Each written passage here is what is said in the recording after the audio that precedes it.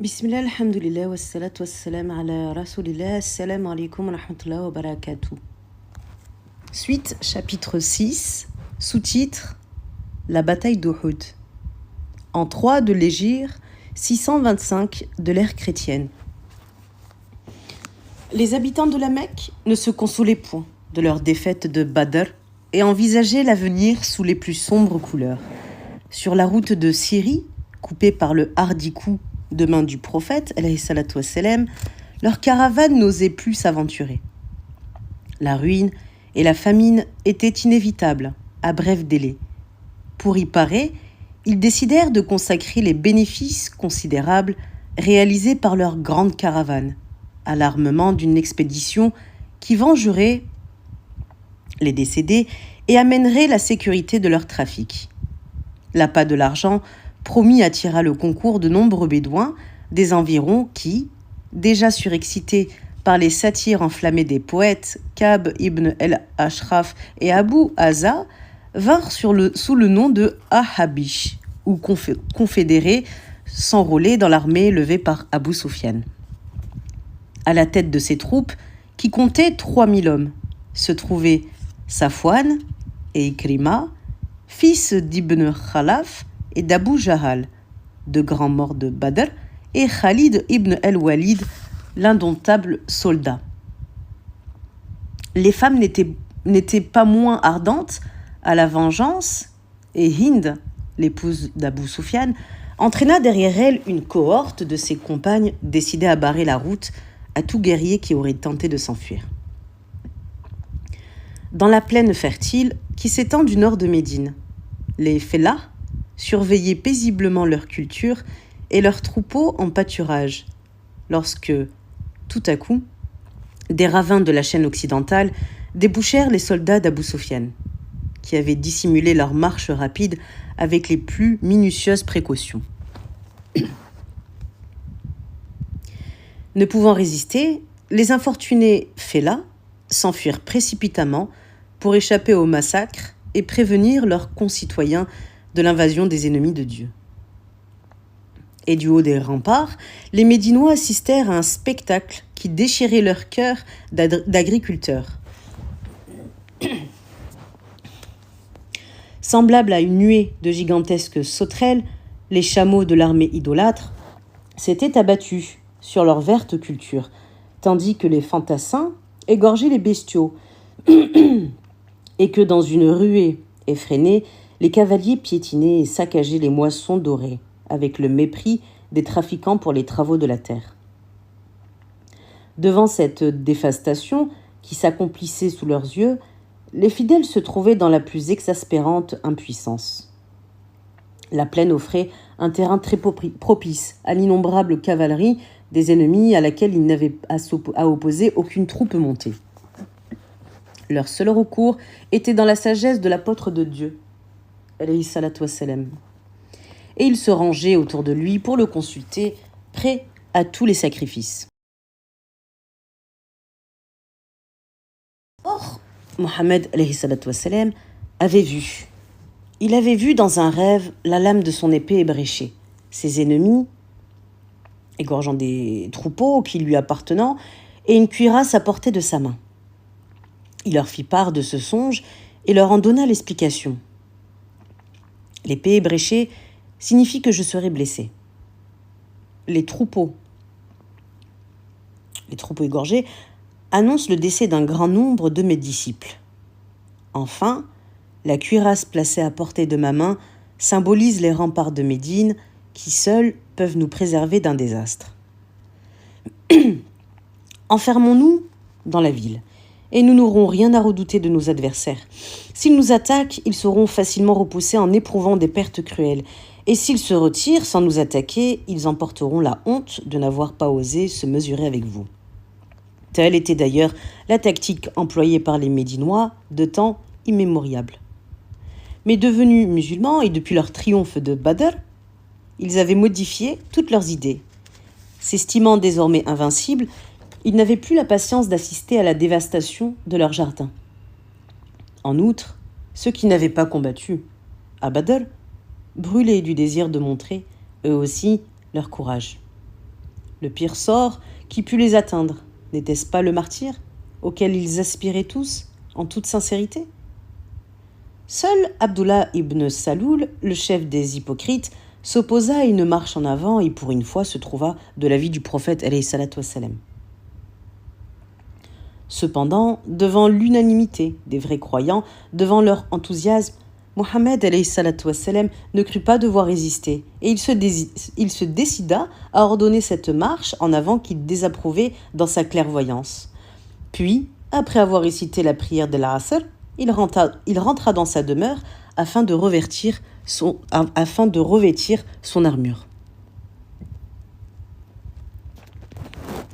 Les guerriers s'étaient apprêtés de leur côté et leur foule compacte entourait la maison du prophète, alayhi salatu wassalam, qui bientôt apparut revêtu de sa cotte de maille, casque en tête, sabre au côté, le bouclier sur l'épaule et la lance en main. Pendant cette attente, les fidèles avaient réfléchi. Ils commençaient à regretter leur décision précipitée et leur chef, honteux d'avoir soutenu un avis opposé à celui de l'élu de Dieu, lui dirent « C'était à nous de nous incliner devant ton jugement. Nous sommes disposés à rester ici et tu peux retirer ton armure. » Mais Mohammed alayhi salatu wassalam leur répliqua « Lorsqu'un prophète s'est revêtu de sa cuirasse, il n'a plus le droit de la retirer, si ce n'est après le combat. » L'armée des croyants comptait 1 millier de fantassins, mais ne possédait que 2 chevaux. L'étendard des Muhajirines fut confié à Moussab ibn Umayr, celui des Aws à Usayd et celui des Khazraj à El-Oubab. Peu de temps avant le coucher du soleil, la colonne se mit en route dans la direction du nord. À peine sortie des remparts, elle fut rejointe par une troupe de 600 hommes bien armés. C'étaient des Juifs, alliés de Abdullah l'hypocrite, qui, sur le conseil de ce dernier, venaient offrir au prophète alayhi salatu wassalam leur assistance. « L'assistance de Dieu me suffit. »« Hasbi Allah wa ni'mal wakil » leur répondit celui-ci, et il les congédia, car, connaissant leurs sentiments secrets, il redoutait une trahison de leur part. Abdullah, humilié du renvoi de ses alliés, chercha aussitôt à semer l'inquiétude dans les rangs des soldats de ses perfides réflexions. Mohammed s'est rendu à la vie des gens, de rien, et il a repoussé le conseil que moi je lui donnais. Pourquoi irions-nous au-devant d'une mort assurée? Il réussit ainsi à débaucher un tiers de la petite armée qui se trouva réduite à 700 hommes environ, et avec les déserteurs, il reprit le chemin de Médine, poursuivi par les huées des vrais croyants. Le lendemain, un samedi, 11e jour du mois de Shawwal, le prophète alayhi salatu wassalam leva le camp avant l'apparition de l'aube. Il demanda un guide capable de conduire ses troupes sans que l'ennemi les aperçût, à Uhud, montagne qui se dresse isolée dans la plaine. Abu Khaythama se présenta et les conduisit à travers les vergers et les palmeraies de Beni Harita.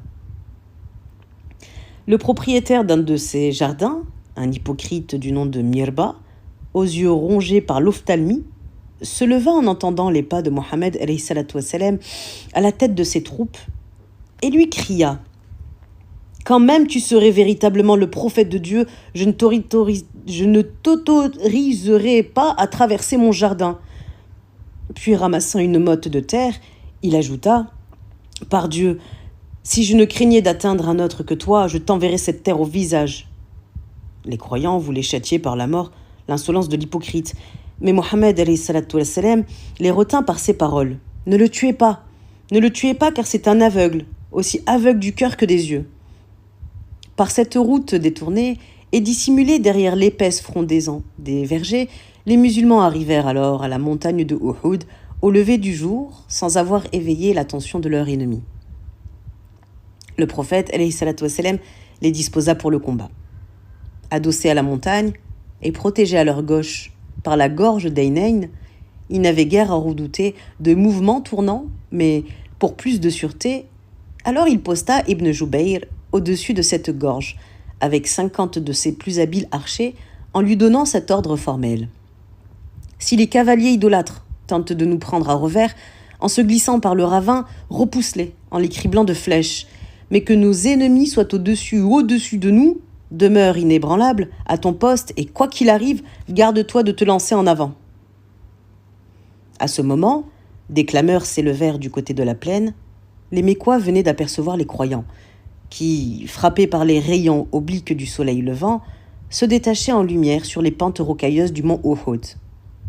Et ainsi que l'avait prévu le prophète alayhi salatu wassalam, l'armée ennemie, dont l'aile droite était commandée par le terrible Khalid ibn al-Walid et l'aile gauche par Ikrima, donc le fils d'Abu Jahal, se déploya en demi-cercle afin d'envelopper et de tourner tous les musulmans. Le chef des mécréants, Abu Sufyan, voulant piquer l'amour-propre des Beni Abdar, gardiens du drapeau, les interpella en ces termes. « Ô vous qui étiez chargés de notre étendard, à Badr, souvenez-vous du désastre qui survint à votre faute. Un soldat doit suivre son drapeau, et vous avez pris la fuite avec lui. Si vous craignez aujourd'hui de ne pouvoir suffire à sa défense, laissez-moi le confier à d'autres mains. » Sous le coup d'un pareil affront, les Beni Abd ad-Dar se redressèrent en disant « Nous saurons sauvegarder notre drapeau et demain, si nous nous retrouvons en ce monde, tu rendras justice à notre vaillance. » À son tour, Hind, donc l'épouse de Abu Sufyan, accourut à la tête de ses compagnes pour se ranger derrière les gardiens du drapeau en chantant « Courage aux enfants d'Abd-Dar, courage aux défenseurs de celles qui vous suivent, frappez avec toutes vos épées, nous sommes les filles de l'étoile de Tariq, nos pieds foulent de moelleux tapis, les perles scintillent dans nos colliers, et le musc parfume les nattes de nos cheveux. Si vous faites face à l'ennemi, nous vous embrassons, si vous le fuyez, nous vous repoussons, à jamais déshonorés par notre mépris. » Près des croyants, le prophète alayhi salatu wassalam ne ménageait point ses encouragements. Leur tendant un glaive étincelant, « Lequel d'entre vous, s'écria-t-il, lequel d'entre vous est capable de donner à ce glaive ce qui lui est dû ?» « Et que lui est-il dû ?» demanda Abu Dujana en s'avançant. « Il lui est dû de frapper avec sa lame jusqu'à ce qu'elle se torde. »« Eh bien, je jure de lui donner ce qui lui est dû. »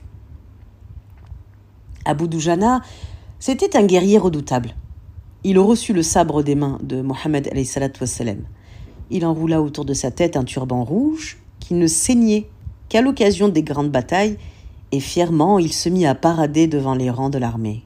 « Voilà une démarche qui courroucerait Dieu, » déclara le prophète alayhi salatu wassalam, si ce n'était en pareille occasion. Parmi les ennemis se trouvait un habitant de Médine, Abu Amir, converti au christianisme et qu'on surnommait Ar-Rahib, le moine. Persuadé qu'il détacherait un certain nombre des Haus, ses compatriotes de la cause islamique, il avança au-devant d'eux et leur cria « Ô peuple des Haus, c'est moi Abu Amir, votre compatriote, ne m'écouterez-vous pas ? Que Dieu te refuse toute faveur. » « Ô scélérat, lui répondirent-ils, et plein de honte et de rancune, le moine se retira alors après avoir ramassé un caillou qu'il lança rageusement dans leur direction. Un idolâtre d'aspect terrible, monté sur un énorme chameau, s'avança après lui et par 3 fois provoqua les croyants. À la 3e provocation, Az-Zubayr sortit des rangs. D'un bond de panthère, il sauta sur la croupe du chameau, enlaça son adversaire de ses bras, puis, roulant à terre avec lui, il ne desserra son étreinte qu'après lui avoir ouvert la gorge. À la vue du combat commencé, Abu Dujana ne put se contenir. Alors il dégaina son épée en criant « La fortune n'habite pas dans les rangs des poltrons. Je frappe avec le glaive de Dieu et de son messager. » Et l'on vit son turban rouge, tel un tisson incandescent, s'enfoncer au cœur des masses ennemies. Après des prodiges d'audace, il abattait tous ceux qu'il rencontrait sur son passage, lorsqu'il se trouva subitement en face d'un être étrange qui, suivi d'une cohorte de joueuses de tambourins, vomissait les pires blasphèmes. Abu Dujana leva son glaive au-dessus de la tête de son adversaire, mais au cri perçant poussé par celui-ci, il reconnut Hind, et il rendit généreux le glaive du prophète alayhi salatu wassalam qui ne doit pas frapper une femme. Au geste d'Abu Dujana, la mêlée était devenue générale. Arta, le porte-étendard des Qurayshites, fut abattu par Hamza. et découvrit ses dents avec le rictus du décès.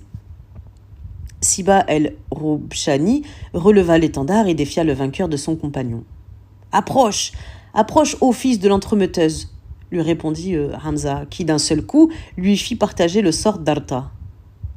Voulant venger son oncle Touaïma ibn Adi, tombé à Badr sous les coups de Hamza, alors Joubayr ibn Moutim avait promis à son esclave abyssin, Wahshi, de la franchir s'il parvenait à...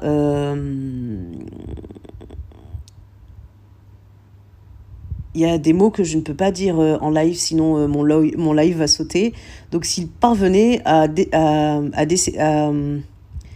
éliminer Hamza. Voilà. Wahshi a dit « Dans la mêlée, je ne cherchais que Hamza. Lorsque je le découvris, semblable à un chameau gris en rut, il renversait les gens d'un choc dont aucun ne se relevait. N'osant l'affronter, je le suivis pas à pas, en me dissimulant derrière les arbustes et les rochers. Enfin, il s'approcha de l'endroit où j'étais caché. J'étais habile à jeter la lance des abyssins et rarement je manquais mon but. Au moment où Hamza abattait Siba d'un coup sur la tête, je fis vibrer ma lance et la lui décocher. Elle s'enfonça dans son haine et ressortit entre ses cuisses. Terrible de colère, Hamza se retourna contre moi, mais ses forces le trahissant, il s'écroula et expira sur place. Alors, je sortis de ma cachette. J'arrachai ma lance de son corps et je me retirai du champ de bataille. Je n'avais frappé Hamza que pour être affranchi. Le porte-étendard des Muhajirin, Musab ibn Umayr, fut éliminé aux côtés du prophète alayhi salatu wassalam. Et celui qui l'a éliminé, Ibn Qamiya al-Layti, s'imaginant avoir éliminé le prophète alayhi salatu wassalam lui-même, s'en retourna vers les siens, gonflé d'orgueil et criant « J'ai éliminé Mohammed ». Ali ramassa l'étendard échappé des mains de Musab et releva le défi du porte-étendard des idolâtres. Abu Saad ibn Abi Talha, qui rayait en ces termes « Ô compagnons de Mohammed, vous prétendez que nos sabres vous envoient au paradis, tandis que les vôtres nous envoient en enfer. Par Allat et El-Ouza, vous mentez. Vous mentez puisque vous ne vous précipitez même pas au-devant de nos épées. » Ali ne le laissait pas continuer. Du premier choc, il envoya sur le sol, tordu dans les convulsions de l'agonie, et il levait le bras pour l'achever lorsque, subitement, il se détourna en tombant. Abu Saad avait découvert les parties honteuses devant les regards de son vainqueur. Autour du drapeau des Qurayshites, un furieux combat s'engagea, dans lequel beaucoup d'autres mécréants burent la coupe du trépas. 2 défenseurs de ce drapeau, Moussafi et son frère El-Joula, l'un et l'autre transpercés par une flèche, se traînèrent près de leur mère Soulafa, une des compagnes de Hind, l'épouse de Abu Sofyan, et appuyèrent leur tête dans son giron tout en vomissant des flots de sang. « Oh, mes pauvres enfants !» s'écria celle-ci. « Oh, mes pauvres enfants !» d'une voix entrecoupée de sanglots. « Qui donc vous a frappé ainsi ?» À l'instant où nous fûmes frappés, répondirent-ils, nous entendîmes une voix qui nous criait « Recevez ces traits de ma part, je suis Asim ibn Abi el-Aqla. » Et Soulafa jura de faire du crâne de Azim une coupe pour y boire des liqueurs fermentées. La victoire se dessinait nettement en faveur des croyants. Le drapeau des Qurayshites gisait à terre auprès d'un monceau de cadavres et aucun idolâtre n'osait plus le relever. Alors la déroute des ennemis de Dieu était commencée. Hind, ses servantes et ses amis avaient changé leur fureur en terreur et retroussé leurs vêtements en découvrant leurs jambes pour faciliter leur fuite éperdue. Les archers placés au prix du ravin, sur la pente d'Uhud, contemplaient ce spectacle avec joie et ils trépignaient d'impatience dans la crainte de ne pouvoir prendre part du pillage. Vainement, leur chef, Ibn Joubayr, cherchait-il à les retenir en leur rappelant les ordres formels du prophète alayhi salatu wassalam et leur devoir de protéger les flancs de l'armée par la garde du ravin. « Le combat est terminé, » lui répliquèrent-ils avec humeur. « La victoire est à nous. Il nous faut notre part de butin ou de martyr. » Et comme une cascade humaine, ils dévalèrent sur les pentes du ravin, désobéissant à Dieu et à son envoyé, alayhi salatu wassalam. Allah Azza wa Jal a dit dans la sourate 3, verset 152. Et certes, Dieu, vous avez prouvé la sincérité de ses promesses. Avec sa permission, vous aviez déjà terrassé vos ennemis lorsque votre constance a fléchi. Vous avez disputé dans cette affaire et vous avez désobéi dès qu'il vous eut fait entrevoir ce que vous désiriez. Khalid, le vaillant et perspicace guerrier, qui commandait l'aile droite des Qurayshites et qui, jusqu'alors, avait reconnu l'impossibilité de tourner la position, s'aperçut de cette faute. À la tête de ses cavaliers, il chargea Ibn Jubayr, entouré des rares archers, restés fidèles, et après les avoir écrasés sous les sabots de ses chevaux, il tomba à revers sur le dos des musulmans, lesquels ne songeaient plus qu'au pillage.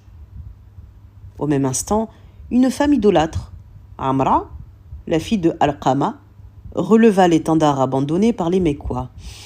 Et ceux-ci, honteux de leur lâcheté à la vue de cette courageuse femme, retournèrent au combat, tandis qu'une voix triomphante, celle d'Ibn Qamiya, celui qui a éliminé Moussaïb, dominait le tumulte en clamant « Certes, Mohammed vient d'être éliminé !»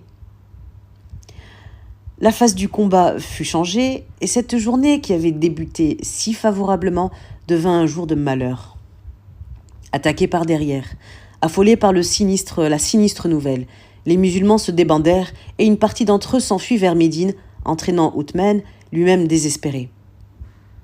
Un grand nombre des plus nobles combattants étaient tombés en martyrs et les ennemis de Dieu, accablés d'une grêle de flèches et de pierres, le petit groupe de fidèles qui entourait le prophète alayhi salatu wassalam. Une de ces pierres, lancée par Utba ibn Abi Waqas, atteignit Mohammed alayhi salatu wassalam et lui fendit la lèvre et lui brisa une dent de devant. Un autre projectile rompit les anneaux de son casque et les enfonça dans sa joue. Abu Ubaïda arracha, en les mordant, les anneaux incrustés dans la chair. Sur chacun d'eux, il cassa une de ses dents et il suça avec extase le sang qui s'échappait des blessures de l'élu de Dieu. Touché de ce farouche dévouement, Mohammed lui dit « Celui qui a fait ça, de mon sang, n'a rien à redouter des flammes de la géhenne. Mais comment ceux qui ont fait couler le sang de leur prophète pourraient-ils prospérer ?» Cependant, la situation devenait de plus en plus critique. Pendant la mêlée, Mohammed fut projeté et renversé dans un trou profond qu'il n'avait point aperçu. Ali et Talha l'en retirèrent aussitôt. Puis, Ali, en compagnie d'Abu Bakr et de Omar, blessés à leur tour, se rua sur les assaillants, dont les flots grossissaient sans cesse et menaçaient d'encercler les croyants. À certains moments, le prophète n'eut plus à côté de lui qu'Abu Dujana, qui lui faisait un rempart de son corps tout hérissé de flèches, et Abu Talha, qui le protégeait avec un bouclier en cuir. Abu Talha était un archer. C'était un archer d'une vigueur telle qu'il brisa 3 arcs en les tendant. À Mohammed qui se dressait pour voir le résultat des coups et diriger le combat, il disait « Je t'en supplie, ô toi pour qui je donnerai en ronçant, mon père et ma mère, ne te lève point. Tu pourrais être atteint par une flèche. Laisse ma poitrine protéger la tienne. » À ce moment-là, une flèche ennemie qu'il détournait lui mutila la main. Alors, ne pouvant plus se servir de son arc, il dégaina son sabre. Mais sa fatigue était si grande que, à plusieurs reprises, ses yeux se fermèrent envahis par le sommeil et que son arme s'échappa de sa main. Umara, une femme héroïque des Ansar, qui portant une outre suspendue à ses épaules, parcourait les rangs des croyants et leur versait de l'eau dans la bouche pour les ranimer. Saisit une épée et combattit auprès de Mohammed avec une malvigueur jusqu'à ce qu'elle tombât grièvement blessée. Ali, Abu Bakr et Omar avaient été alors séparés du prophète par les péripéties du combat, et les cris des infidèles annonçant son élimination avaient totalement abattu leur courage. Ils étaient comme des corps sans âme et ne songeaient même plus à se défendre. Les apercevant dans cet état, alors Anas ibn an-Nadar leur fit honte. « Mais qu'est-ce qui vous anéantit de la sorte ?»« C'est l'élimination du prophète. »« Eh bien, que comptez-vous faire de la vie après lui ?» Et donnant l'exemple, il se précipita en avant et tomba percé de tant de blessures que seule sa sœur fut reconnaître son cadavre à une particularité de ses doigts. Mais l'élan était donné. Honteux de leur découragement, Ali, Abu Bakr et Omar, suivis de quelques fidèles, y mettèrent Anas et se lancèrent dans une direction où ils apercevaient des masses ennemies s'acharnant contre quelques hommes restés debout. Tout à coup, parmi ces héros, qui résistaient avec une énergie surhumaine, Ka'b ibn Malik reconnut le prophète lui-même, dont les yeux étincelaient sous le casque, et d'une voix retentissante, il cria « Ô musulmans, ô mes frères, ô la bonne nouvelle, voyez le prophète de Dieu, il est sain et sauf !» Ce cri réveilla tous les courages. De toutes parts, les musulmans se jetèrent à corps perdu dans la direction indiquée, et après avoir délivré le prophète, alayhi salatu wassalam, animés d'une fougue irrésistible, ils se frayèrent un chemin sanglant au milieu des ennemis jusqu'au ravin de Aynayn, qu'ils n'auraient jamais dû abandonner. Sur cette position, l'élan des idolâtres vint se briser. Je reviens dans quelques instants.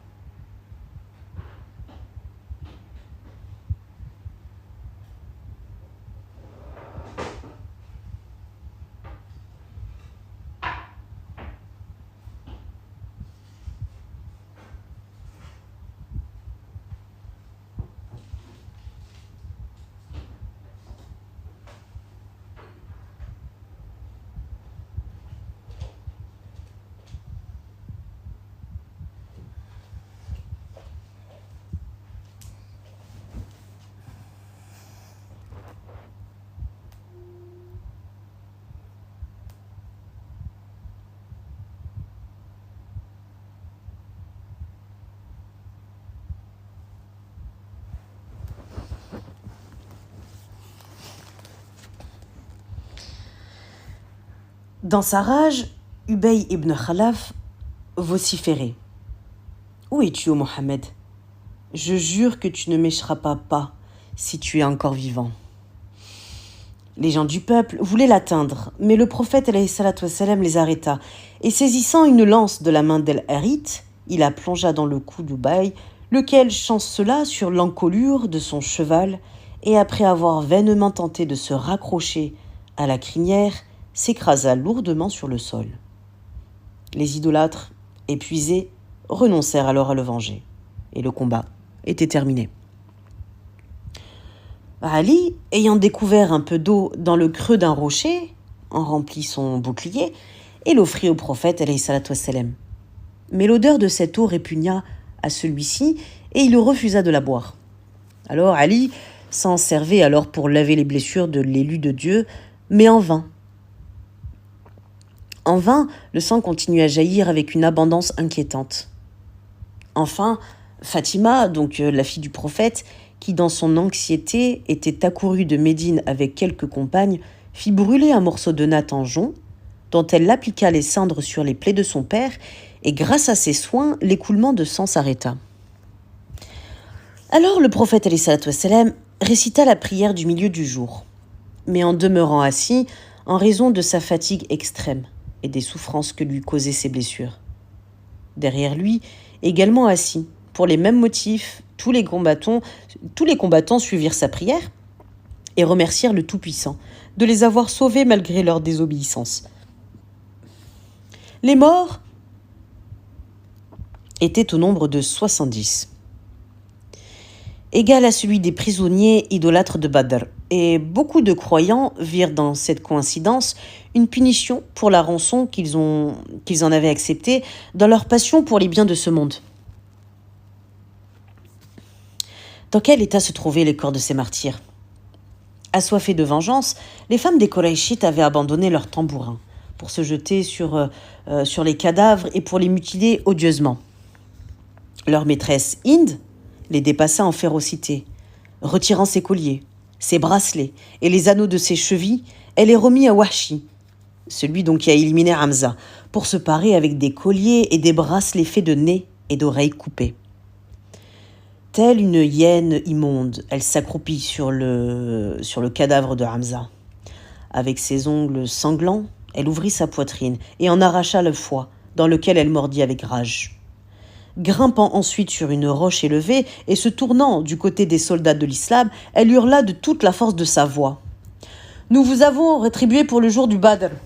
J'étais torturée par le souvenir de mon père, de mon fils et de mon oncle que vous aviez massacrés. Mon âme a été enfin guérie et ma vengeance assouvie. Mon chagrin a été calmé par toi. Ô Washi, ô vainqueur de Hamza, je chanterai tes louanges jusqu'à ce que mes os soient réduits en poussière dans la tombe. » Abu Sufyan, donc son époux, parcourant en tous sens le champ de bataille dans l'espoir d'y trouver le cadavre de Mohammed, arriva devant celui de Hamza en même temps qu'El-Oulaïs, le chef des Arabes confédérés. Et il s'amusa à frapper les coins de sa bouche avec le fer de sa lance. « Savoure, dit-il, savoure l'amertume de ta révolte contre nous. » À cette vue, El-Oulaïs, quoique idolâtre, fut indigné. « Ô béni Kinana, cria-t-il à son peuple, admirez les procédés du seigneur des Koraïchites à l'égard de son cousin lorsque celui-ci n'est plus qu'une chair sans vie. » Abu Sufyan, prenant alors conscience de sa conduite, le retint, suppliant « Garde-moi le secret, ô El-Oulaïs, car je suis honteux de l'action que j'ai commise sous tes yeux. » Parvenu ensuite à portée de voix des fidèles, retranché sur les pentes du mont Uhud, il leur cria « Mohammed est-il parmi vous ?» Ne recevant pas de réponse, il conclut avec joie que Mohammed était mort. Et avant de se retirer, il clama de toutes ses forces. « Certes, la guerre a des chances diverses. Le succès d'aujourd'hui venge la journée de Badr. Hubar, notre Dieu triomphe, il est le plus haut. » À ce blasphème, le prophète wassalam, donna l'ordre à Omar de répondre, et Omar cria « Non, Dieu est le plus haut et le plus majestueux. » Reconnaissant la voix de Omar, alors Abu Sufyan lui demanda « Oh Omar, je t'en conjure, apprends-moi si nous avons tué Mohammed ou pas. »« Ah non, vraiment pas, il t'écoute en ce moment. » Déçu, Abu Sufyan répondit « Évidemment, je dois croire à ta parole plus qu'à celle d'Ibn Qamiya, qui se vante de l'avoir éliminé, mais je jure de vous retrouver l'an prochain à Badr, je vous le jure. » « J'accepte le défi, répliqua Omar, nous faisons le serment de t'y attendre. » Le prophète wassalam, alors envoya à Ali sur les traces des mécréants. « Observe bien leur allure, lui recommanda-t-il. S'ils montent sur leurs chameaux et conduisent leurs chevaux par la bride, ce sera l'indice certain qu'ils renoncent à la lutte et se dirigent vers la Mecque. Et si au contraire, ils montent sur leurs chevaux et poussent leurs chameaux devant eux, nous saurons qu'ils se dirigent vers Médine, dans l'intention de nous couper le chemin, et nous n'aurons alors qu'un seul parti à prendre, nous précipiter immédiatement sur eux pour les attaquer et nous frayer passage. Au bout de quelques instants, alors Ali revient, et il avait vu les Koraïchites descendre de leurs chevaux, monter sur leurs chameaux et se diriger vers la Mecque. Rassurés sur les intentions de l'ennemi, les croyants s'occupèrent de la sépulture des martyrs. Tout d'abord, le prophète wassalam, se mit à la recherche du corps de son oncle Hamza. Il le trouva dans une dépression de la vallée. Le ventre ouvert, le nez et les oreilles coupées.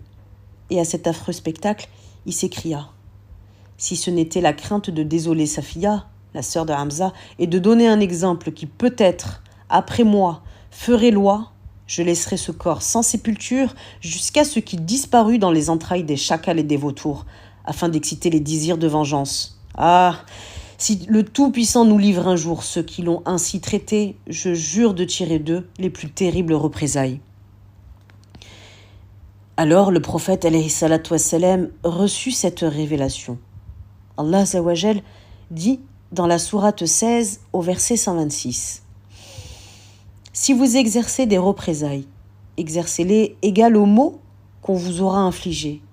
Mais si vous supportez ces maux avec patience, la patience est plus méritoire. » Ainsi averti, Mohammed wassalam, renonça à ses projets et recommanda instamment instamment aux fidèles de s'abstenir de la mutilation des ennemis. La nouvelle du désastre étant parvenue à Médine, les femmes, et parmi elles Safiya, accoururent en foule pour soigner les blessés et pleurer les disparus. Le prophète alayhi salatu wassalam chargea le fils de Safiya, Zubayr ibn al-Awam, de la renvoyer pour lui éviter la vue de son frère, atrocement défiguré. Mais elle répondit: « J'ai appris que mon frère a été mutilé pour la cause de l'islam, et je saurai me résigner à cet horrible spectacle, s'il plaît à Dieu. » Elle alla droit à Hamza, le contempla longuement, puis après avoir prié sur lui avec ferveur et fermeté, elle se retira. Alors commencèrent les funérailles. Après avoir dirigé celle de son oncle Hamza, le prophète alayhi salatu wassalam, pour ne pas surmener les croyants déjà complètement épuisés, fit réunir les corps, 2 par 2 ou 3 par 3, dans la même tombe, et cela sans qu'ils eussent été lavés suivant le rite habituel.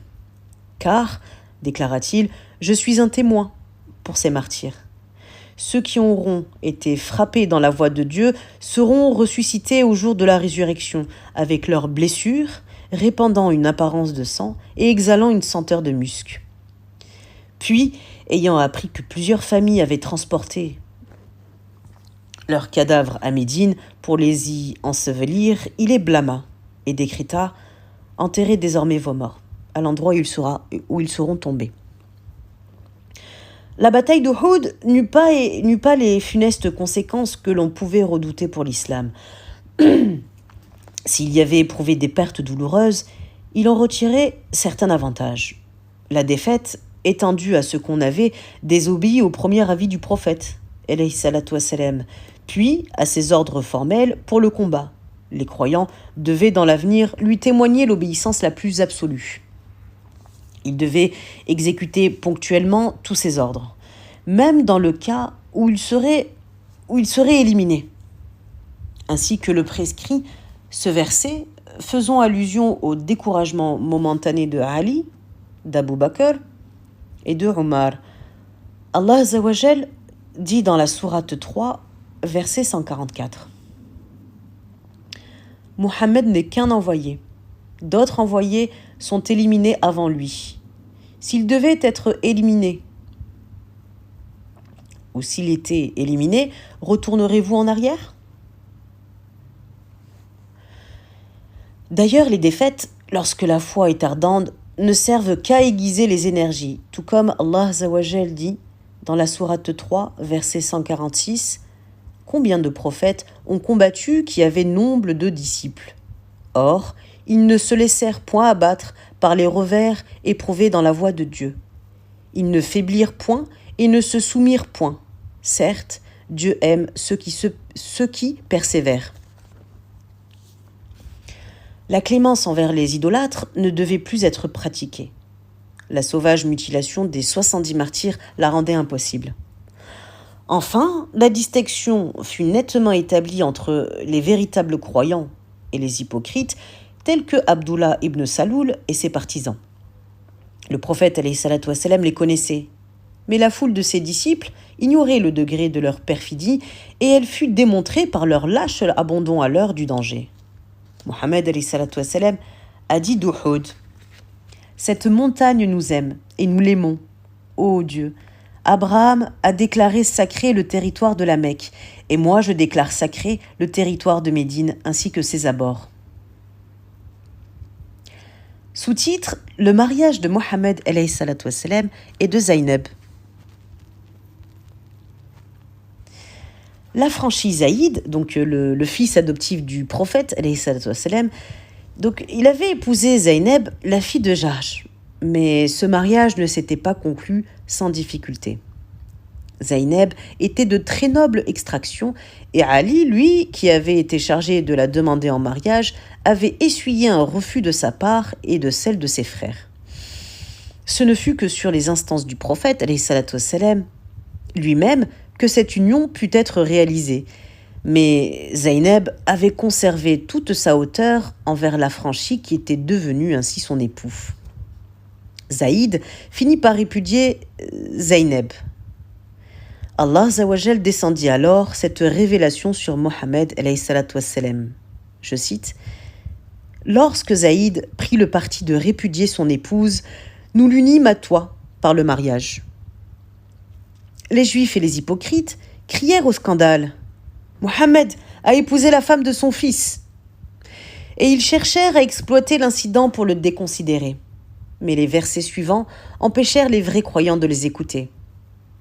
Allah Azzawajal dit dans la sourate 33, verset 5, « Gardez à vos fils adoptifs le nom de leur père, ce sera plus équitable devant Dieu. Et si vous ne connaissez pas leur père, qu'ils soient vos frères en religion et vos clients. Mohammed n'est le père d'aucun d'entre vous. » Donc la dernière phrase, c'est la même sourate, mais le verset 40. Et il se décida alors à épouser Zeynep. L'adoption de Zaïd, qui avait eu lieu avant la naissance de l'islam et qui pouvait offrir des inconvénients sérieux pour la politique de son chef, se trouva alors abrogée. Et l'affranchi, surnommé Zaïd ibn Mohammed, reprit son véritable nom, Zaïd ibn Haritha. Mais l'affection de Mohammed alayhi salatu wassalam à l'égard de Zaïd et de Oussama, le fils de Zaïd, ne fut que fortifiée par cette solution qui écartait tout sentiment de contrainte. Telle est cette aventure de Zaïd, que tous les historiens ennemis de l'islam ont exploité avec passion contre la mémoire du prophète alayhi salatu wassalam. Sous-titre: Razwa ou expédition de Dat el-Riqa. En 4 de l'Hégire 626 de l'ère chrétienne. Ayant appris que les Beni Muharib et les Beni Taraba, au Najd, préparaient une expédition contre lui, alors le prophète alayhi salatu wassalam résolut de les prévenir et se porta à leur rencontre. Dans sa hâte, il n'avait pu rassembler qu'un très petit nombre de chameaux, un chameau pour 6 hommes. Les croyants les montaient à tour de rôle et ils durent penser au moyen de riqa, donc qui veut dire morceaux de leurs vêtements. Les cruelles blessures de leurs pieds, dont les ongles avaient été arrachés par les pierres tranchantes des Hamadas sous le nom de Zat er-Riqa, donné à cette expédition. Après avoir campé à Nahl, les soldats de Mohammed alayhi salatu wassalam arrivèrent en présence des ennemis rassemblés et les deux armées demeurèrent immobiles, face à face, aucune d'elles ne se décidant à entamer les hostilités. Celle des musulmans, à cause de son infériorité numérique, pas trop disproportionnée, celle des infidèles à cause de la terreur que lui inspiraient les récentes victoires de l'islam. C'est dans cette circonstance que le prophète alayhi salatu wassalam institua la Salat el-Khawf, qui veut dire la prière du danger. Il divisa les fidèles en 2 groupes, et à tour de rôle, l'un d'eux se livrait à la prière, tandis que l'autre surveillait l'ennemi. Impressionnés par l'attitude résolue des musulmans qu'ils avaient espéré surprendre et qui étaient venus leur offrir le combat, les alliés commencèrent à se retirer, alors les uns après les autres. Et de la vigilance extrême de la première heure, les croyants passèrent à une confiance exagérée. Pendant la chaleur torride du milieu du jour, ils s'étaient dispersés à l'ombre des nouveaux gommiers qui croisaient dans la vallée pour faire la sieste en négligeant de se garder. Et à ce moment-là, un bédouin des Beni Muharib s'en aperçut. Il réussit à se glisser en rampant jusqu'auprès du prophète Mohammed alayhi salatu wassalam et décrochant le sabre à poignée d'argent suspendu aux branches de l'arbuste sous lesquelles celui-ci reposait. « Oh Mohammed, laisse-moi examiner la lame de ton épée, » lui dit-il. Puis, après avoir passé la main sur le fil de la lame comme pour l'éprouver, il la brandit au-dessus de la tête du prophète en s'écriant: « Oh Mohammed, n'as-tu pas peur de moi ? » ?»« Non. »« Non, pourquoi aurais-je peur de toi ? » ?»« Mais ne redoutes-tu pas l'arme que je brandis dans ma main ? » « Non. » « Non, car Allah Azzawajal me protège contre toi. » répliqua le prophète alayhi salatu wassalam, du ton le plus calme et en le fixant du regard. Stupéfait d'une pareille indifférence en présence d'un tel danger, le bédouin sentit une émotion surnaturelle paralyser les battements de son cœur. Une sueur froide baigna ses tempes, ses doigts crispés sur la poignée du sabre s'ouvrirent malgré eux, et l'épée tomba. Elle tomba aux pieds de Mohammed alayhi salatu wassalam, qui la ramassa tranquillement et qui dit à son tour « Et maintenant, qu'est-ce qui te sauvera de mes mains ?» « Ta générosité, lui, répondit le brigand atterré. En effet, le prophète alayhi salatu wassalam le laissa s'éloigner, sans exiger de lui la profession de foi musulmane, car il voulait habituer les idolâtres à la générosité de l'islam, de façon à ce que ceux-ci se convertissent d'eux-mêmes. Et le bédouin, rentré parmi les siens, auxquels, avant son départ, il s'était vanté d'apporter la tête de Mohammed alayhi salatu wassalam, leur déclara « Je vous assure, je viens de voir le meilleur d'entre tous les hommes. » Puis il revint se convertir entre les mains du prophète alayhi salatu wassalam. Sous-titre Rawza ou expédition des Beni el-Mustaliq, en 5 de l'Hégire, en 627 de l'ère chrétienne. À leur tour, les Beni el-Mustaliq s'agitèrent et complotèrent contre l'islam. Le prophète alayhi salatu wassalam décida de les châtier. Et à la tête de ses troupes, il les rejoignit dans leur propre terre de Qadid, près d'un point d'eau nommé El-Mourayzi. Le choc des deux armées eut lieu. Dieu mit en déroute les Beni el-Mustaliq, et un immense butin, chameaux, moutons et captifs, tomba entre les mains de ces guerriers. Parmi les captifs se trouvait la fille du chef des Beni el-Mustaliq, la belle Jouwayriya, échue par le sort à Tabi ibn Qais. Elle avait pris envers son maître l'engagement de lui payer une forte rançon en échange de sa liberté. Puis, elle s'était rendue auprès du prophète alayhi salatu wassalam pour lui dire « Je suis Jouwayriya, la fille d'El-Harith, le chef des Beni el-Mustaliq, et tu connais mon infortune. Je sais ta magnanimité et je viens implorer ton aide pour acquitter ma rançon. » « J'acquitterai ta rançon, répondit-il, et même je t'épouserai, si toutefois tu y consens. » Eh bien, elle finit par accepter. Et malgré la jalousie de Aïcha, radiallahu anha, donc l'épouse du prophète, suscitée par la grâce et le charme de Jouwayriya, le mariage fut décidé. Sur ces entrefaites, El-Harith étant venu apporter la rançon de sa fille, Mohammed alayhi salatu wassalam lui rendit Jouwayriya, mais pour la lui demander aussitôt en mariage. En lui offrant comme dot, une union fut répandue, les croyants se dirent « Le prophète alayhi salatu wassalam s'est allié, c'est sûr, il s'est allié aux Beni el-Mustaliq.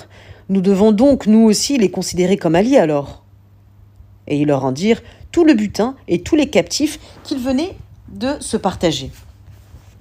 Ainsi, peu de femmes apportèrent dans leur tribu la bénédiction à l'égal de Jouwayriya. Tandis que les soldats, après le rude combat, abreuvaient leurs montures et soufflaient au point d'eau d'El-Mourayzi, un violent incident faillit mettre aux prises les Ansar et les Muhajirin. Jahja, conduisant par la bride le cheval de Omar, bouscula Sinan ibn Wabar, allié des Beni Auf ibn el-Khazraj, afin de prendre sa place auprès du puits. Sinan riposta, et les deux adversaires, furieusement enlacés, roulèrent sur le sol, Sinan s'écriant « À moi, aux compagnons Ansar !» Et Jahja dit « À moi, aux compagnons Muhajirin !» On finit par les séparer, et pour l'instant, la querelle n'eut pas d'autre suite. Mais les esprits étaient de part et d'autre violemment échauffés, et Abdallah ibn Abi Saloul, donc l'hypocrite, qui avait assisté à la scène, porta l'exaspération à son comble par ces mots.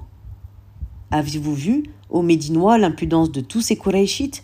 Ils nous cherchent querelle dans notre propre pays, abusant de l'hospitalité et comptant sur leur nombre. Voilà le résultat de votre candeur, lorsque vous avez ouvert vos maisons et lorsqu'avec eux vous avez partagé vos biens. Quelle est vraie cette parole de nos ancêtres ? Nourris ton chien, il te dévorera. Est-ce que les plus puissants, de retour à Médine, ne se décideront pas à à expulser les plus faibles?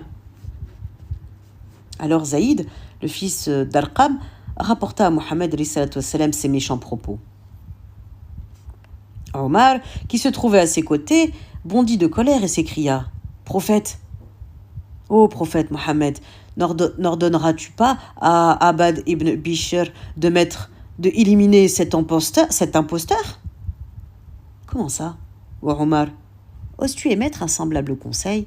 Répliqua le prophète alayhi salatu wassalam. Si l'on pouvait dire: Mohammed élimine ses compagnons, quel beau tumulte ce serait dans Médine. Non, poursuivit-il en s'adressant à Abad, mais fais publier immédiatement l'ordre du départ par contre. Le soleil étant au zénith et la chaleur accablante, l'heure n'était pas favorable pour lever le camp. Néanmoins, le prophète alayhi salatu wassalam, frappant sa chamelle sur la chair tendre du ventre, pour activer son allure, entraîna derrière lui ses soldats, dans une marche forcée qui dura tout le jour, toute la nuit et toute la matinée du lendemain, jusqu'à midi. Alors, voyant ces braves guerriers vaciller sur leurs jambes, il donna l'ordre de la halte, et tous, épuisés de fatigue, s'effondrèrent sur le sol, se laissant envahir par le sommeil, sans avoir pu manifester les sentiments d'exaspération qui couvraient dans leur cœur et qui auraient provoqué entre eux le plus sanglant des conflits. Abdallah, donc l'hypocrite, avait un fils, croyant, qui était sincère, et qui portait aussi le nom de Abdallah, et qui vint trouver le prophète, alayhi salatu wassalam, qui lui dit: « Il m'est revenu que tu voulais faire éliminer Abdallah, mon père. Dans ce cas, charge-moi de t'apporter sa tête, car par Dieu, tu sauras que parmi les Khazraj, personne n'est aussi dévoué à son père que je suis au mien. Si tu chargeais de son exécution un autre que moi, je ne pourrais supporter la vue de son meurtrier impuni, et je l'éliminerais. Or, je l'éliminerais ainsi un véritable musulman pour venger un musulman hypocrite, et je mériterais l'enfer. » Le prophète, alayhi salatu wassalam, calma le stoïque croyant par ces paroles.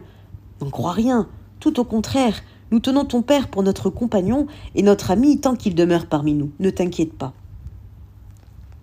Sous-titre: le tayammum ou l'ablution pulvérale. C'est au cours de cette expédition que descendit cette révélation. Allah Azzawajal dit dans la sourate 5, verset 6: « Lorsque, dans la maladie ou le voyage, vous venez de satisfaire vos besoins naturels ou d'avoir commercé avec une femme et ne trouvez point d'eau pour vos ablutions, frottez-vous le visage et les mains avec du sable pur et fin. » Ainsi fut institué le tayammum, ou ablution pulvérale, qui devait empêcher les croyants de jamais oublier le devoir salutaire des ablutions, car il leur enlevait le prétexte, si fréquent dans leur désert, du manque d'eau pour les accomplir. Sous-titre: la guerre du fossé. En 5 de l'Hégire, année 627 de l'ère chrétienne. Une députation de juifs de la tribu des Beni en-Nadir et quelques mécontents de la famille de Waïl se rendirent à la Mecque pour offrir leur alliance aux Koraïchites.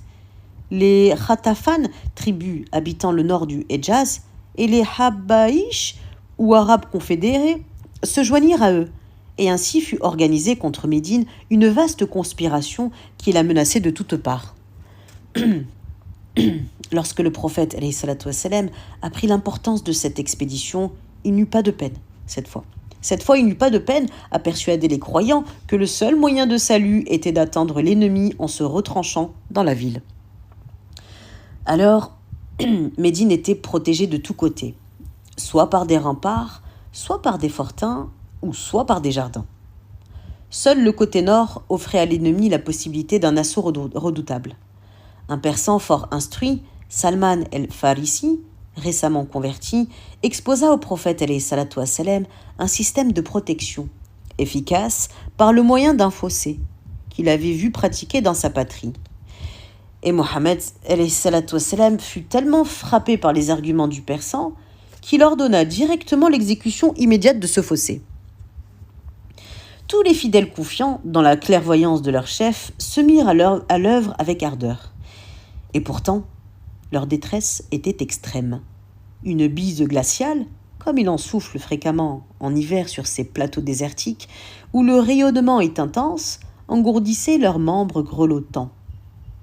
Les routes d'approvisionnement étant coupées par les ennemis, les vivres manquaient, et la faim tenaillante eût paralysé leurs forces, s'ils n'eussent été soutenus et réchauffés par la foi. Quelques grains d'orge, cuits dans une graisse de mouton ranci, composaient leur seul aliment. Cependant, les pelletées de terre, rejetées avec entrain par les travailleurs, s'amoncelaient, et le fossé se creusait. Le fossé se creusait lorsque subitement les pioches heurtèrent une roche qu'elles furent impuissantes à déraciner. Mohammed prit un peu d'eau dans sa bouche et la rejeta sur cette roche en implorant le secours du Tout-Puissant. Les travailleurs reprirent leur besogne et la vigueur de leurs bras, décuplée par la certitude du succès que le geste du prophète venait de faire pénétrer dans leur cœur, ne rencontra plus d'obstacles. La pierre dure leur semblait devenue aussi friable que le sable, et elle vola en éclats sous leurs coups. Le fossé était à peine achevé que la plaine tout entière disparut sous les campements de l'armée ennemie. Forte de 10 000 hommes, Koraïchites, Beni Kinana, Khatafan, Arabes du Tiama, du Najd, etc. Mais inquiets, malgré leur énorme supériorité numérique, sur l'issue de leur lutte contre le prince des apôtres, donc contre le prophète, les infidèles recherchèrent de nouveaux alliés. Huyay ibn Akhtab, l'ennemi de Dieu, se rendit chez Kab ibn Asad, le prince de la tribu juive des Beni Qurayza, qui, bien que profondément hostile au prophète, avait conclu avec lui un traité. Gêné, Kab repoussa son visiteur par ces paroles. « Ta démarche, ô Huyay, ta démarche est pleine de périls pour ma tribu. J'ai conclu avec Mohammed un traité qu'il a observé avec la plus stricte fidélité. Mais ouvre-moi, ô Kab, je désire seulement partager ta jashicha, donc c'est une soupe aux grains concassés. Il lui dit, je désire seulement partager cette soupe aux grains concassés. Alors Kab ouvrit sa porte. Mais aussitôt Huyay aborda le sujet qui la menait, et vantant la puissance des confédérés campés auprès de Houd au nombre de 10 000, il lui affirma sa certitude d'éliminer Mohammed de ce monde. Encore hésitant, Kab lui répliqua « Tu me proposes une vilaine affaire, oh Huyay, c'est un nuage dont l'eau s'est vidée, qui ne contient que tonnerre et éclair, sans aucun avantage. Je n'y veux point participer à ton projet. » Mais Huyay sut le persuader, et il amena à rompre les liens de son traité avec Mohammed pour conclure une alliance avec les mécréants. Le bruit de cette défection étant parvenu aux oreilles du prophète, il envoya alors Saad ibn Mu'at, il envoya aussi Saad ibn Ubada et Khawat ibn Jubayr pour le vérifier. Ceux-ci, lorsqu'ils rappelèrent leur engagement au Beni Qurayza, en reçurent cette réponse. « Quel est ce prophète de Dieu dont vous nous parlez ? Il n'existe aucun traité entre lui et nous. » Cette trahison était des plus graves, car les Beni Qurayza connaissaient fort bien tous les secrets des croyants et tous les points faibles de la ville. Pour parer à l'inquiétude qu'une telle nouvelle aurait pu provoquer parmi ses disciples, Mohammed s'écria au retour de ses envoyés. « Allahu Akbar, Dieu est le plus grand, apprenez une bonne nouvelle aux compagnons musulmans. » Il prédisait ainsi que les Beni Qurayza enrichiraient bientôt de leurs dépouilles les croyants impudemment trahis. Néanmoins, la vue des 10 000 lances étincelantes, dont la plaine était toute barbelée, n'était pas sans impressionner les fidèles, massés sur les remparts. Les hypocrites, eux, suivant leur coutume, au lieu de raffermir les courages, essayèrent de semer la panique dans les esprits. « Admirez Mohammed, disait-il, il nous promettait les trésors de Khosroès et de César, et en ce jour, il n'est même pas assuré de trouver pour lui-même un asile. » Pour couper court à ces déprimantes réflexions, alors le prophète fit sortir ses troupes, et il les disposa derrière le fossé, le dos appuyé à la colline sale. Mais alors, certains d'entre les soldats, dont le courage était chancelant, demandèrent au prophète alayhi salatu wassalam, de leur permettre de se retirer, en disant, en citant ce qu'Allah Azzawajal a dit dans la sourate 33, versets 13 à 14. Nos maisons sont sans défense. Elles n'étaient pas sans défense. Ils ne voulaient que s'enfuir. Et si, dans cet instant, l'ennemi eût pénétré dans le cœur de la ville et les eût invités à la révolte contre les croyants, ils y auraient consenti. Mais dans ce cas, il n'y serait resté que bien peu de temps. À vrai dire, les mois étaient grands, mais la foi des musulmans sincères et l'inaltérable sérénité de l'envoyé de Dieu en eurent finalement raison. D'ailleurs, malgré tous leurs avantages, les confédérés avaient conservé la terreur de ces forces mystérieuses qu'ils avaient trouvées devant eux, dans chacune de leurs rencontres avec les guerriers de Dieu. Et n'osant risquer une attaque avant d'avoir la certitude qu'elle ne tournerait pas une fois de plus à leur confusion, ils s'étaient contentés de se rapprocher de la ville. 20 jours et 20 nuits durant. Les hostilités se bornèrent à l'investissement et à quelques flèches lancées sans résultat. Enfin, honteux de leur inaction, plusieurs cavaliers, Qurayshites et des Beni Kinana, s'armèrent pour le combat. En peloton serré, ils se détachèrent des rangs ennemis. La poitrine inclinée sur le cou de leur monture, ils se lancèrent dans une charge effrénée et ils disparurent dans les fauves tourbillons de la poussière piétinée. Puis, brusquement, la trompe vivante s'arrêta et lorsque les nuages de sable qui enveloppaient les soldats se furent dissipés, on aperçut ces derniers figés d'effroi devant le fossé profond où ils avaient failli s'engouffrer.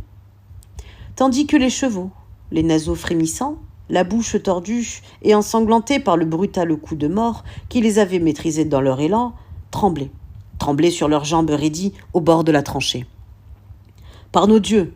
jurèrent les mécréants. « Par nos dieux, voilà une ruse que les Arabes ne pratiquaient point. » Ils cherchèrent alors l'endroit où le fossé présentait la moindre largeur, puis, éperonnant vivement leur monture, ils les enlevèrent dans un bond fantastique qui les transporta sur l'autre bord.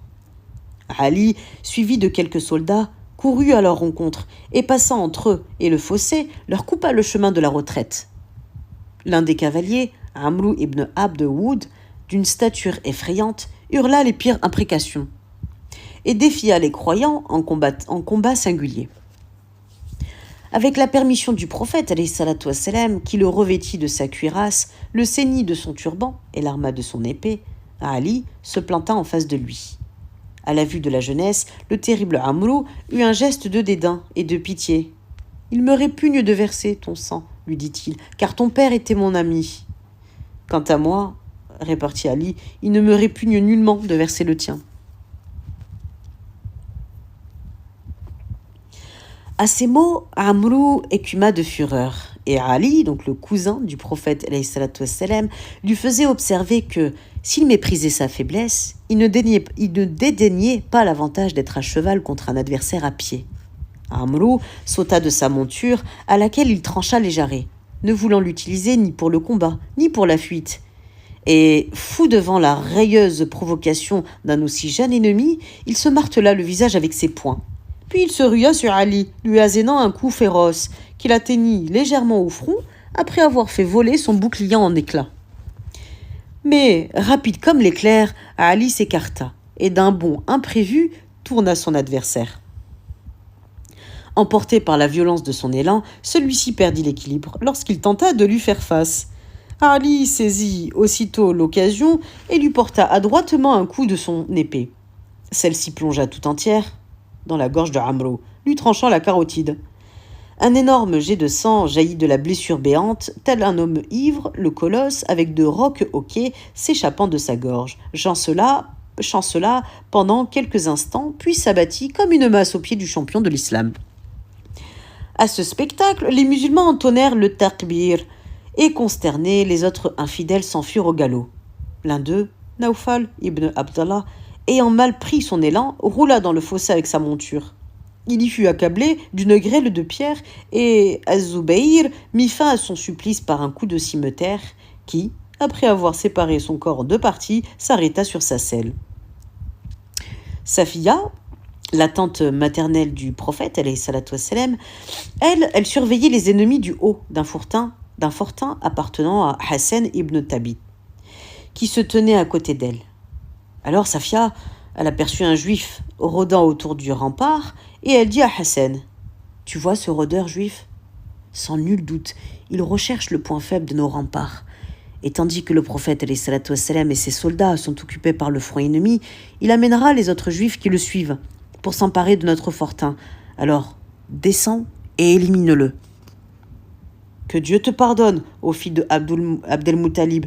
Je ne suis pas un guerrier habitué au maniement des armes, moi je suis un poète, lui répondit-il.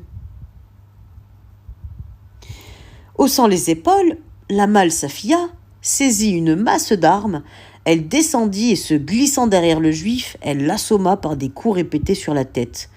Puis, revenant vers Hassan, elle lui dit: « Descends à ton tour, afin de t'emparer des dépouilles de ce juif, car il ne sied pas à une femme de dévêtir un homme. » Quelques escarmouches sans importance se produisirent à intervalles éloignés. Mais si un assaut n'était pas à redouter, grâce à la précaution du fossé qui avait dérouté les plans des confédérés, la famine pouvait alors avoir raison des assiégés. Et l'inquiétude était grande dans leurs rangs. Sur ces entrefaites, Naïm, donc le prince des Khatafan, vint trouver Mohammed alayhi salatu wassalam et lui dit: « Ô prophète, je suis devenu musulman à l'insu de mon peuple et je me mets entièrement à ta disposition.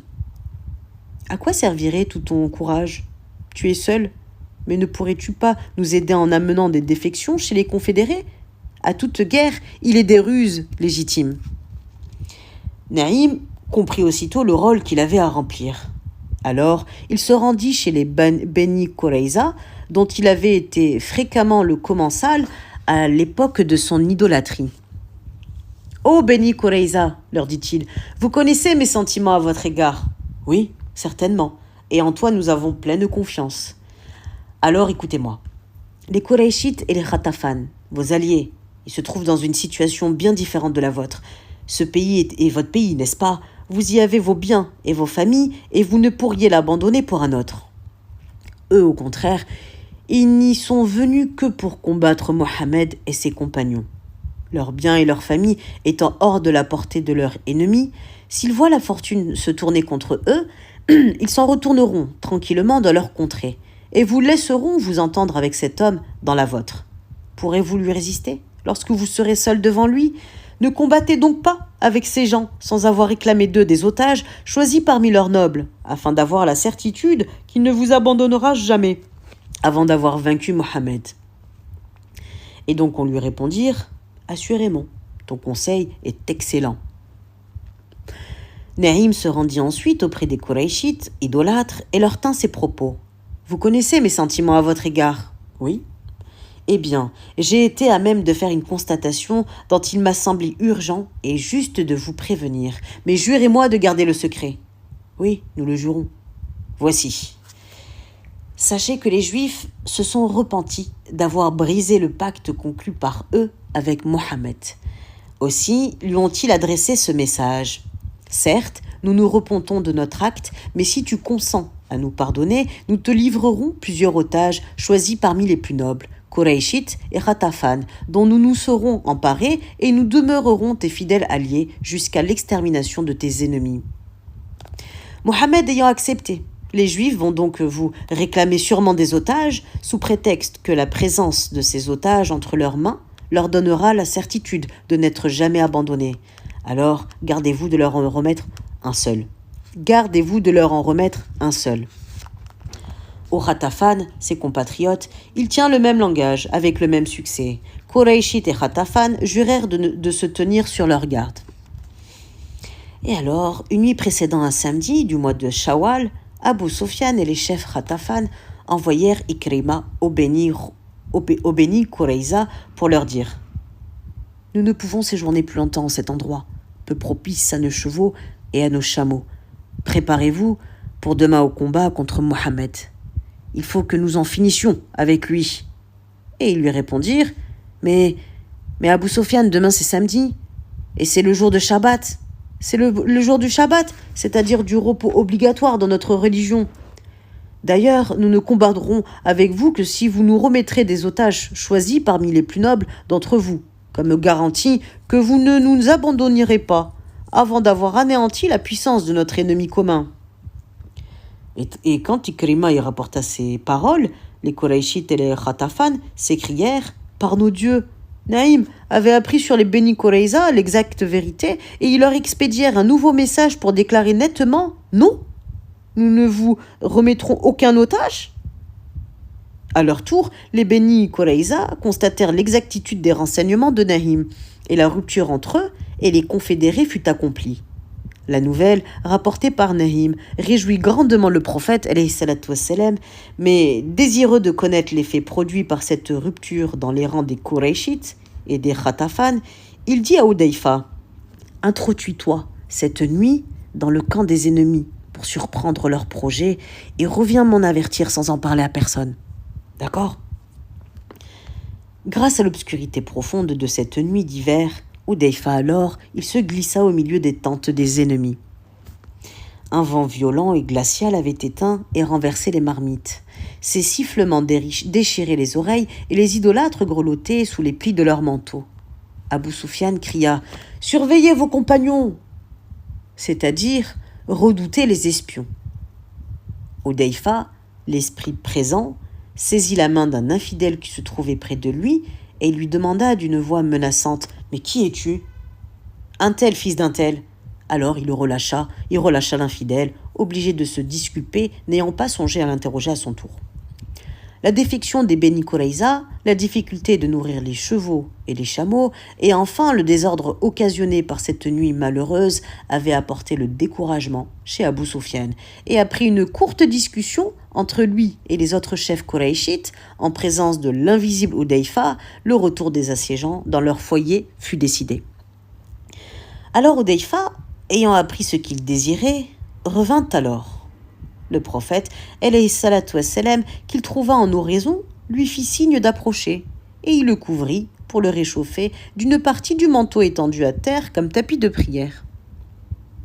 Puis ces oraisons terminées, Mohammed alayhi salatu wassalam écouta l'intrépide éclaireur et le félicita du succès de sa mission. Le lendemain, la plaine était nette d'ennemis, et le prophète alayhi salatu wassalam, abandonnant le fossé, y ramenait ses troupes à Médine en déclarant « Les Qurayshites sont venus nous trouver ici pour la dernière fois, et ce sera désormais à nous d'aller les attaquer chez eux. » Sous-titre : Le serment d'El-Hudaybiya, en 6 de l'Hégire 628 de l'ère chrétienne. En rêve, le prophète alayhi salatu wassalam s'était vu entrant à la Mecque au milieu de ses compagnons, puis à Mina, dans la vallée des sacrifices. Ce rêve, qui exprimait le plus cher de ses désirs, est celui de tous les croyants n'ayant pu visiter les lieux saints depuis l'Hégire, il résolut de le réaliser. Dans le mois de Dhul el-Qida, à la tête de 1400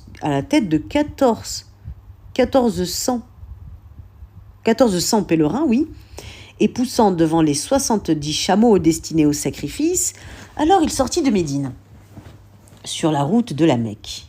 Pour bien affirmer ses intentions pacifiques, il avait fait enguirlander le cou des victimes, et à Dhul el-Hulayfa, il s'était mis solennellement dans l'état de Ihram.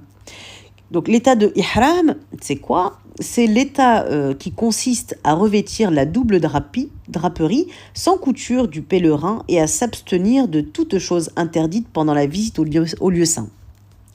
Le commerce des femmes, l'usage des parfums, la taille des cheveux, de la barbe et des ongles, les rixes ou batailles, la mise à mort de tous les animaux autres que ceux destinés au sacrifice.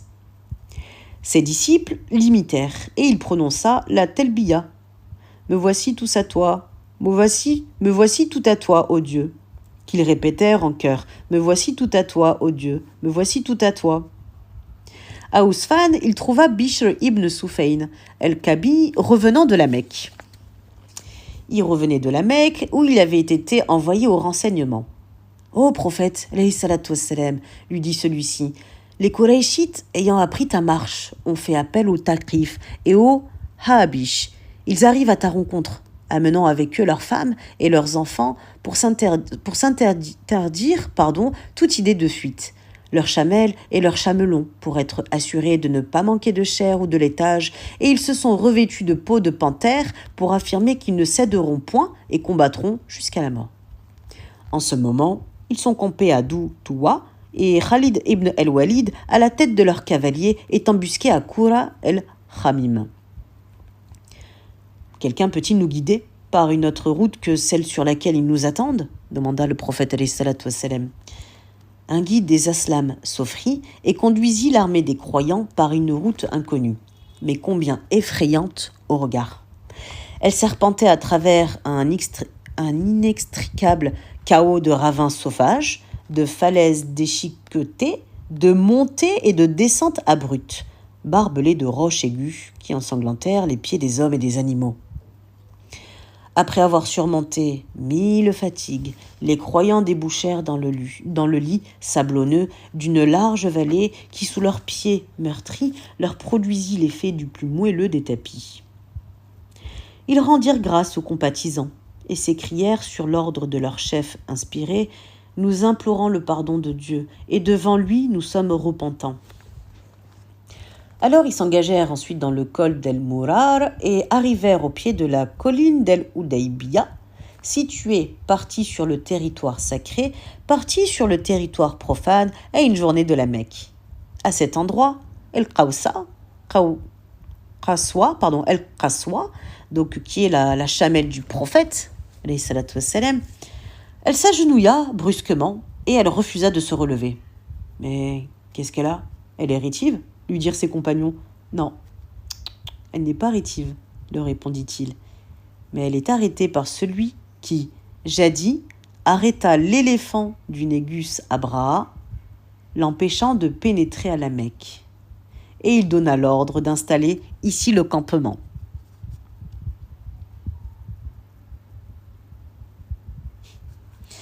Les ennemis, surpris de ne pas rencontrer Mohammed alayhi salatu wassalam, dont ils se savaient peu éloignés, s'étaient bientôt rendus compte de la nouvelle direction qu'il avait prise. Ils retournèrent sur leurs pas avec la plus grande diligence et envoyèrent leurs cavaliers devant eux pour barrer le chemin de leur cité. Ils lui dépêchèrent Boudayl ibn Warqa avec plusieurs Arabes de la tribu des Khouza, afin de le sonder sur ses intentions.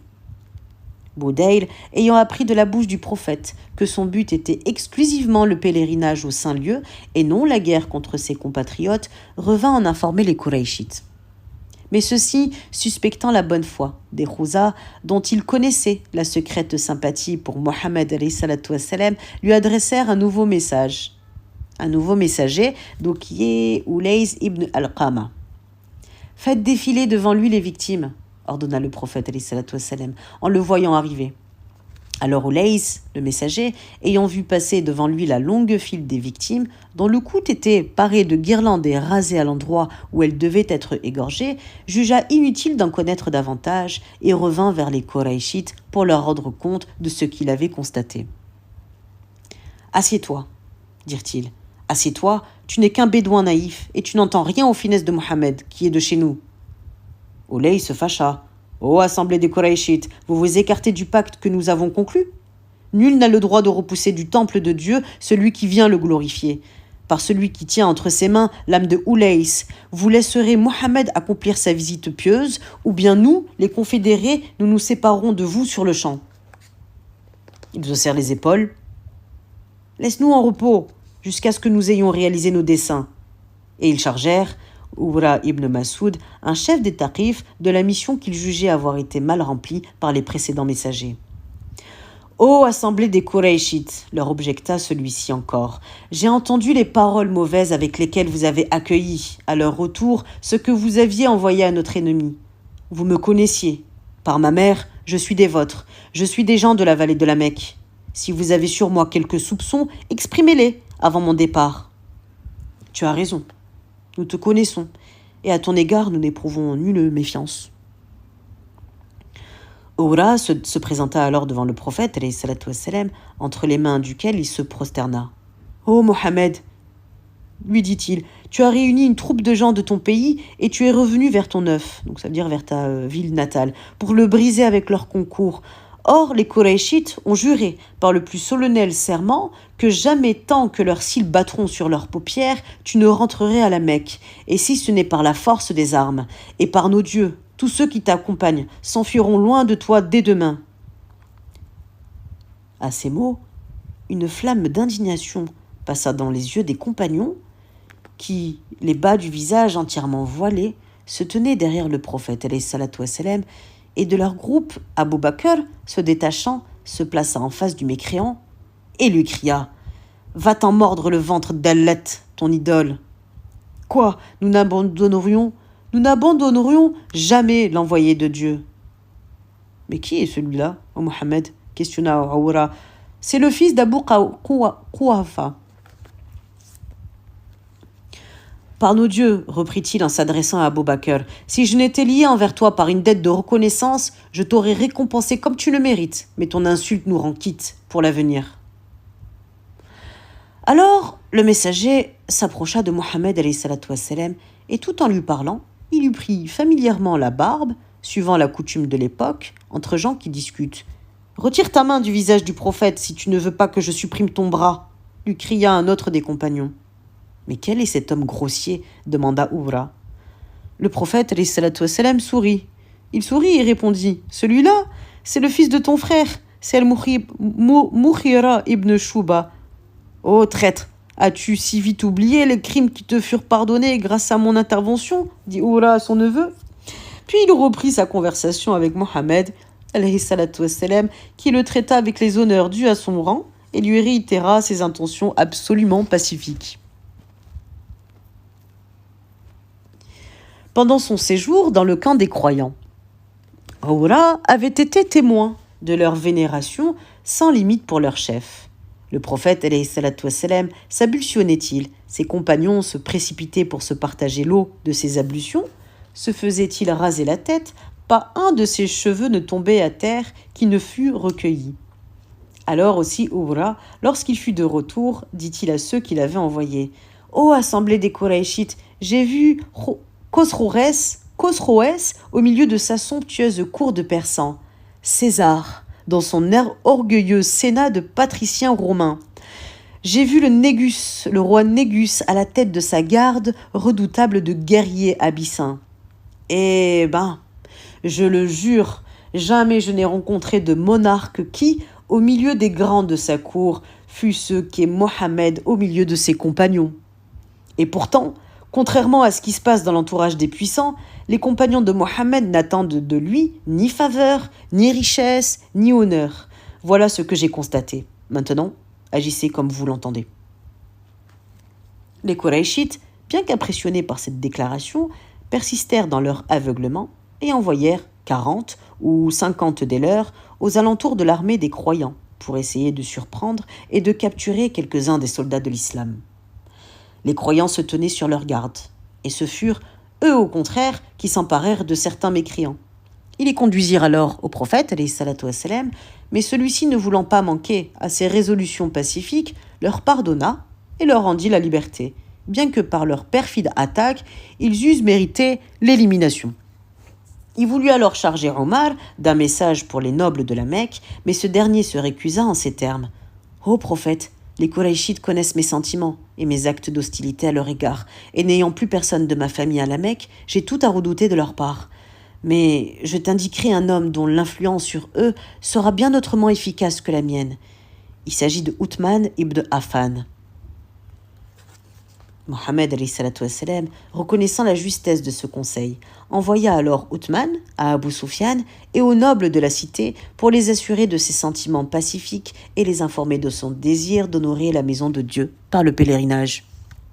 Lorsque celui-ci eut exposé aux Mécois le but de sa mission, « Ô Uthman, répondirent-ils, si tu désires accomplir les tournées rituelles du tawaf, nous t'y autorisons. »« Non, je ne les accomplirai que derrière l'envoyé de Dieu. » dit-il. Cette réponse exaspéra les Mécois, qui jetèrent Uthman en prison, en dépit de sa qualité d'ambassadeur.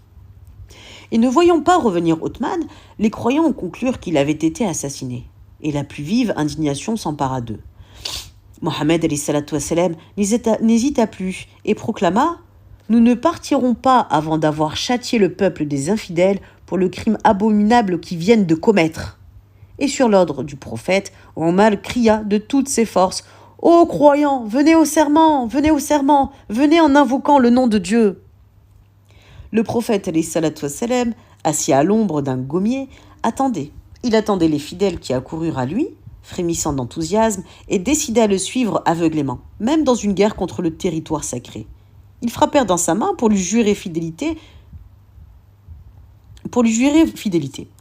À ce moment, la nouvelle de l'élimination de Othman ayant été démentie de façon certaine, le prophète frappa une de ses mains dans l'autre pour prêter ainsi le serment à la place de Othman et pour le recevoir. Cependant, l'intense agitation qui s'était produite à cette occasion dans les rangs des fidèles avait été portée par des espions à la connaissance des Qurayshites, et ceux-ci, pris d'inquiétude, envoyèrent alors Suhail en tant que parlementaire, avec les instructions suivantes. Donc, ce que tu vas devoir respecter, tu proposes la paix comme condition qu'il retourne sur ses pas cette année, car jamais nous ne pouvons supporter les sarcasmes des Arabes prétendant qu'il est entré dans notre cité. Malgré nous,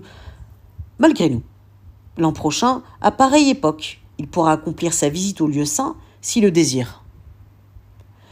Et Suhail, ayant fait part de ses propositions, alors le prophète il les accepta, malgré les véhémentes protestations de Omar, auxquelles il déclara « Mais je suis le serviteur de Dieu, il ne m'égare pas, et je ne puis désobéir aux ordres qu'il m'envoie. Se peut-il, ô Omar, que j'ai décidé et que toi, tu t'opposes à ma décision. » À ces mots, le terrible Omar fut saisi d'une telle confusion qu'il trembla de tous ses membres, envahi par une sueur glacée.